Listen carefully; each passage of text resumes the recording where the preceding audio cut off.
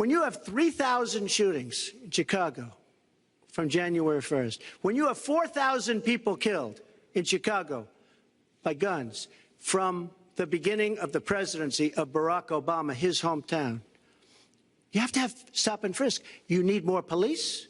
You need a better community relation. You don't have good community relations in Chicago. It's terrible. I have property there. It's terrible what's going on in Chicago. But when you look, and Chicago's not the only, you go to Ferguson, you go to so many different places. You need better relationships. I agree with Secretary Clinton on this. You need better relationships between the communities and the police, because in some cases it's not good. But you look at Dallas, where the relationships were really studied. The relationships were really a beautiful thing. And then 5 police officers were killed one night very violently. So there's some bad things going on, some really bad things. Secretary Clinton, but we need, Lester, we need law and order. And we need law and order in the inner cities, because the people that are most affected by what's happening are African American and Hispanic people. And it's very unfair to them what our politicians are allowing to happen. Secretary Clinton.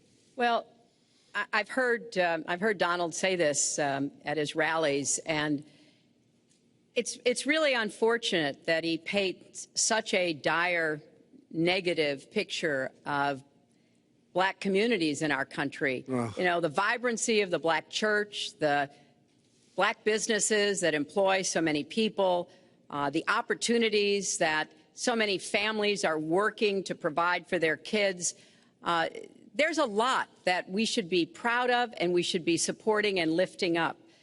But we do always have to make sure we keep people safe. There are the right ways of doing it, and then there are ways that are ineffective.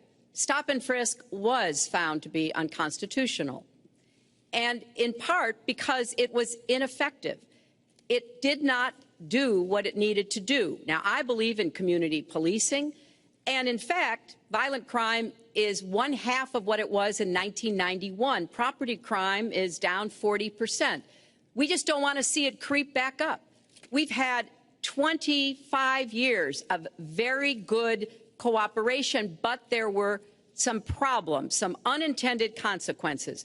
Too many young African American and Latino men ended up in jail for nonviolent offenses, and it's just a fact that if you're a young African American man and you do the same thing as a young white man, you are more likely to be arrested, charged, convicted, and incarcerated. So we've got to address the systemic racism in our criminal justice system. We cannot just say law and order.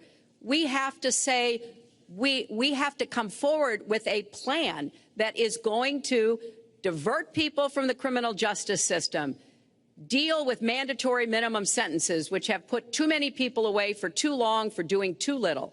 We need to have more second chance programs.